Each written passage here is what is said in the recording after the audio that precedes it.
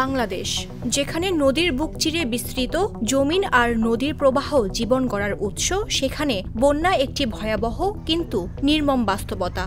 প্রতি বর্ষায় নদীর বাড়তি পানি আর ঢল বন্যার আকার নিয়ে মানুষের জীবনকে বিপন্ন করে তোলে।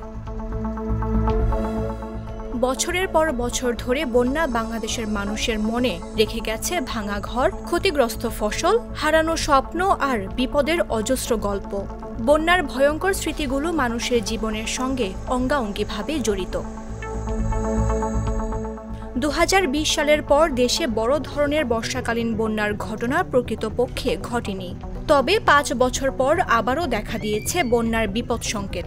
৩০ জেলায় ভয়াবহ বন্যার আশঙ্কা দেখছেন কানাডার সাসকাচুয়ান বিশ্ববিদ্যালয়ের আবহাওয়া ও জলবায়ু গবেষক মুস্তফা কামাল পলাশ। তিনি বলছেন, আগস্ট-সেপ্টেম্বর মাসে একটি বড় মানের বন্যার আশঙ্কা রয়েছে।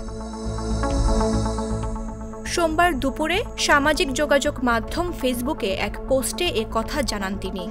বাংলাদেশে বর্ষাকালের প্রকৃত একটি বন্যার আশঙ্কা করা যাচ্ছে উল্লেখ করে মুস্তফা কামাল পলাশ জানান, ২০২০ সালের পরে প্রকৃতপক্ষে দেশব্যাপী বড় কোনো বন্যা হয়নি।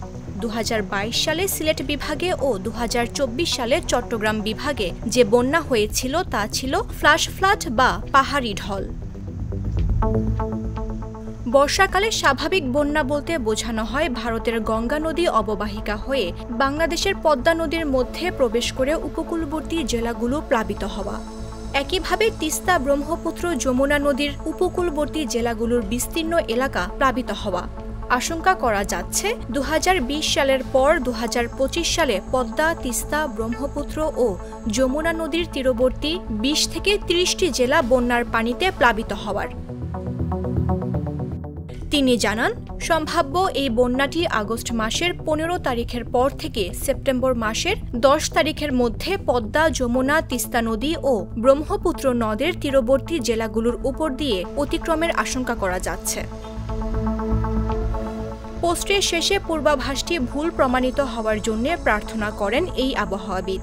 বলেন, প্রত্যাশা বাংলাদেশের মানুষ কোনো বড় মানের বন্যার সম্মুখীন না হোক। মামদুহা রাইসা, জাগো নিউজ।